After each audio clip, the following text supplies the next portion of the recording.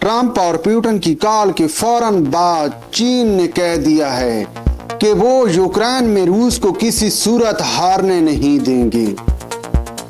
क्या रूस यूक्रेन जंग में अब चीन हिस्सा बनने जा रहा है? ट्रंप को तारीख में पहली बार शदीद मुश्किलात का सामना करना पड़ रहा है। ट्रंप के सामने अब ज़ेलेंस्की नहीं प्यूटन है, इसीलिए ट्रंप कह रहा है कि वो नाउमीद हो चुका है।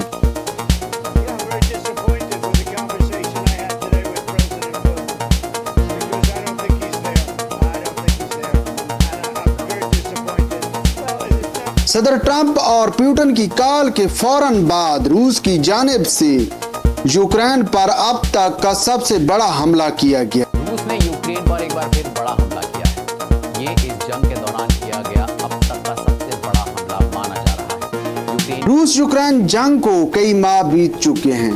ये जंग मुसलसल जारी व सारी है। ट्रंप ने जिस वक्त सदारत की कुर्सी संभाली तो ट्रंप की जानिब से कहा गया कि अगर वो इक़्तिदार में होते तो वो किसी सूरत रूस यूक्रेन जंग शुरू ना होने देते।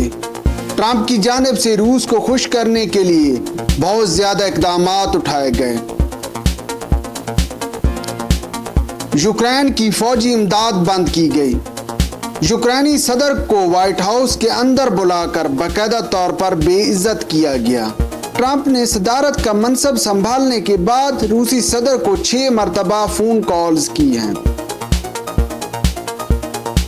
लेकिन ये तमाम कॉल्स बेनतीजा साबित रही हैं। सदर ट्रंप रूसी सदर को किसी सूरत भी सीज फायर के हवाले से कायल नहीं कर सके हैं,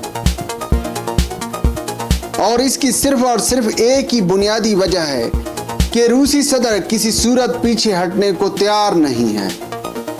क्योंकि अगर यहां पर मॉस्को पीछे हटता है तो ये बाकायदा तौर पर रूस की हार होगी।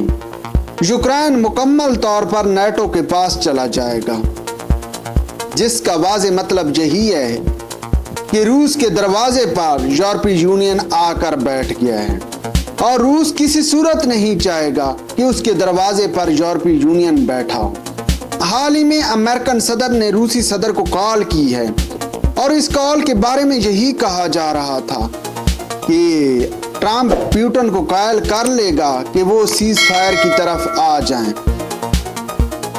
और इस हवाले से ट्रंप की कोशिश भी है कि वो किसी न किसी सूरत प्यूटन को सीज फायर के लिए कायल कर लें, क्योंकि ट्रंप चाहता है कि उसे अमन का नोबेल प्राइज मिले। इसीलिए मुख्तलिफ तनाज़ात को ख़त्म करवाने की ट्रंप कोशिश कर रहा है, मगर यहाँ पर ट्रंप के सामने ज़ेलेंस्की नहीं बल्कि प्यूटन बैठा था, और प्यूटन ने किसी सूरत भी पीछे हटने का कोई इशारा नहीं दिया, जिसके बाद ट्रंप की जानिब से कहा गया कि वो बहुत ज़्यादा नाउमीद हो चुके हैं।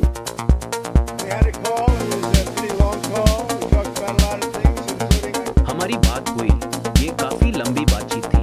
हमने ईरान समेत कई मुद्दों पर बात की। यूक्रेन युद्ध पर भी चर्चा हुई। मैं इसे लेकर खुश नहीं हूँ, और हाँ, आज सीज फायर पर भी बात आगे नहीं बढ़ सकी। यूक्रेन जंग शुरू होने के बाद पहली मर्तबा चीन ने खुलकर रूस की हिमायत कर दी है, और चीन की जानिब से कहा गया है कि वो किसी सूरत भी रूस को यूक्रेन में हारने नहीं देंगे। जबकि यहाँ पर आपको आगाह करता चलूं कि ऑलरेडी ट्रेड वॉर में अमेरिका चीन से शिकस्त खा चुका है।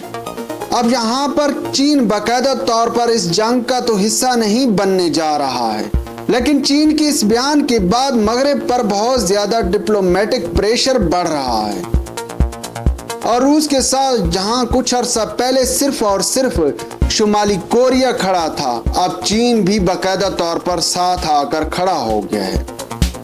लेकिन यहाँ पर एक और बात भी सामने आ रही है कि मुख्तलिफ यूरोपियन और अमेरिकन असला साज कंपनियां नहीं चाहती कि रूस यूक्रेन जंग खत्म हो,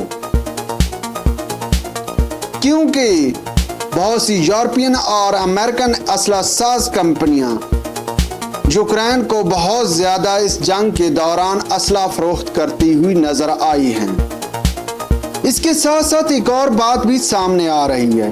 अगर यहाँ पर रूस यूक्रेन जंग खत्म नहीं होती तो इसके साथ साथ इस बात का इम्कान भी बढ़ रहा है कि ये जंग किसी भी वक्त वर्ल्ड वार 3 में बदल सकती है, क्योंकि यूरोपीय यूनियन के अंदर मुसलसल जंगी तैयारियां नजर आ रही हैं और यूरोपीय यूनियन की हर मुमकिन कोशिश है कि वो यूक्रेन को नेटो का हिस्सा बना लें।